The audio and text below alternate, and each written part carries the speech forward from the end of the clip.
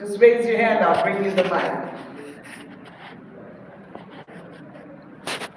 I think for me, one of the things I was really feeling was the ready availability of guns. And we know that it's the Fifth Amendment, I believe, the right to hold guns. But I wonder if, oh, Second Amendment. Guns now, today, are not like guns, 200 years ago. And that availability in the hands of children is very telling. So that's the thing that came up for me. Guns are everywhere. And it's not that the children were buying them, but they were available. I see a hand up by Jimmy Parham. I liked at the end of the documentary how they gave some different choices that could be made. I thought it was really a good way to end that.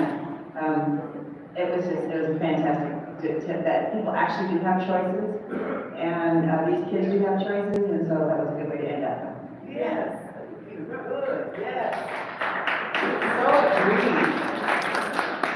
There were choices, and in fact, all of those scenarios have played out in our community. Any other thoughts? Yes.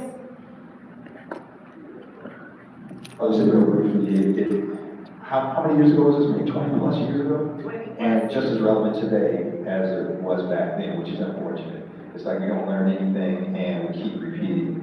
And that's why it's so important for us to tell our stories and to make sure the stories are told, and we hopefully can change the course for young people. Yes, indeed. Thank you, Rick Dupree, filmmaker. Yes, indeed, that this is 20 years old, this film, and yet the story could have been told yesterday. And in fact, the story was told just a few weeks ago, right here in Tacoma. So it is a time that we can summon that film and have some reflection about how to move forward. Thank you for that. Any other thoughts? Yes. For me, what came up was like the never-ending ripple effect of retribution of the young brother who was like, I'm doing this for you. And then hypothetically, the young child died at the playground, and the mother would be like, well, I'm doing it. It's a never-ending cycle. And then also what you talked about the guns, I was in the Harris one along these lines. Is when I was growing up, the biggest gun was the 22, and now we can take the ground right in front of you. And I just always remember that. Yes, thank you. Thank you for that. Yes.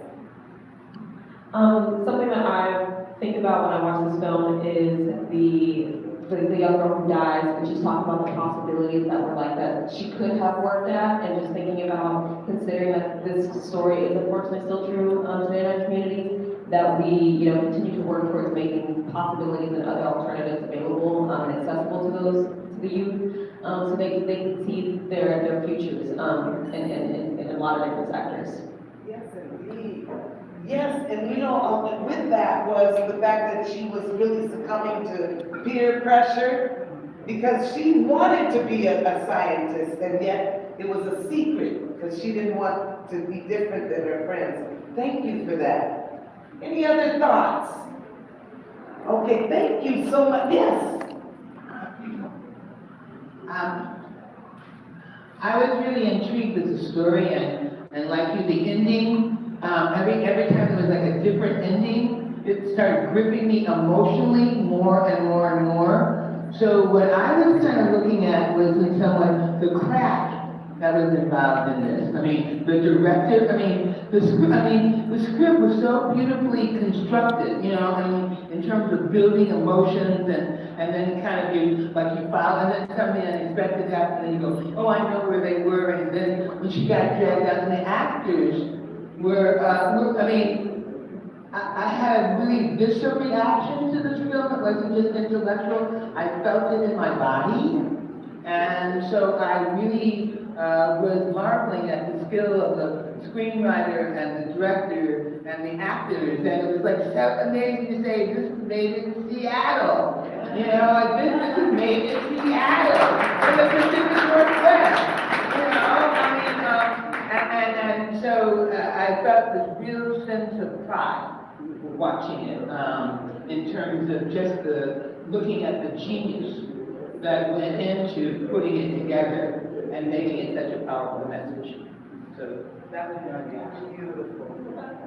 Thank you, Dr. Hardiman, our forever faculty at Evergreen, Tacoma. Okay, thank you for giving those popcorn responses. We'll hear from you more, but I just wanted you to share that emotion that might have been coming out for you. At this time, we're going to move to a film short. Actually, it's a trailer. And this is a film that also was produced in the Pacific Northwest by our own faculty emerita, Gilda Shepherd, who's in the house.